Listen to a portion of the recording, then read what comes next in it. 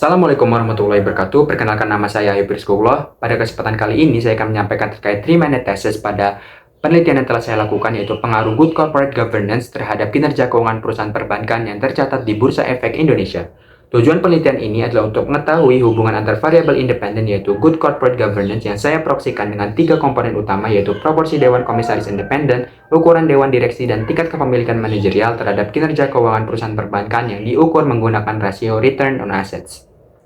Metode penelitian dalam penelitian ini adalah metode kuantitatif dengan alat analisis regresi data panel dengan teknik penentuan sampel, yaitu dengan menggunakan purposive sampling.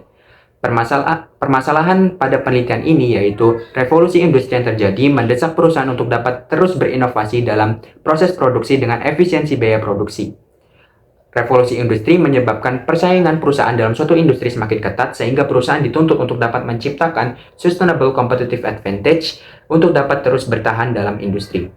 Namun, dalam proses bisnis operasional sehari-hari, perusahaan dihadapkan pada permasalahan berupa konflik keagenan antara pemilik perusahaan atau principal dengan agen perusahaan sebagai pengelola perusahaan, atau biasa disebut sebagai agency konflik. Agency konflik dapat disebabkan oleh konflik of interest atau perbedaan kepentingan, dan juga asymmetric information antara pemilik perusahaan dan juga pengelola perusahaan.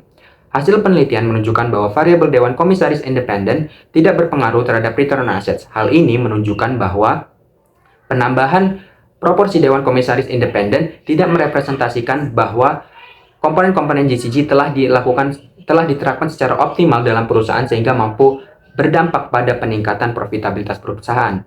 Selanjutnya, variabel Dewan Direksi berpengaruh terhadap return on assets perusahaan. Hal ini menunjukkan bahwa kualitas pengambilan keputusan serta penetapan kebijakan berpengaruh terhadap besar kecilnya ukuran Dewan Direksi pada suatu perusahaan. Dan yang terakhir yaitu kepemilikan manajerial berpengaruh terhadap return on assets perusahaan. Hal ini menunjukkan bahwa semakin besar kepemilikan saham oleh manajerial perusahaan, maka menunjukkan bahwa manajer perusahaan akan termotivasi untuk dapat mengoptimalisasi dalam peningkatan profitabilitas perusahaan. Rekomendasi dalam penelitian ini, perusahaan diharapkan mampu mengoptimalisasi kinerja dari Dewan Direksi, terutama pada ukuran Dewan Direksi, sehingga mampu meningkatkan kualitas dalam pengambilan keputusan serta penetapan kebijakan yang mampu meningkatkan profitabilitas perusahaan, dan juga dapat mengoptimalisasi peningkatan pada kepemilikan manajerial perusahaan sehingga mampu menyelaraskan kepentingan antara pemilik perusahaan dan juga agen perusahaan sebagai pengelola perusahaan. Sekian 3-minute thesis dari saya. Kurang lebihnya saya mengucapkan mohon maaf. Wassalamualaikum warahmatullahi wabarakatuh.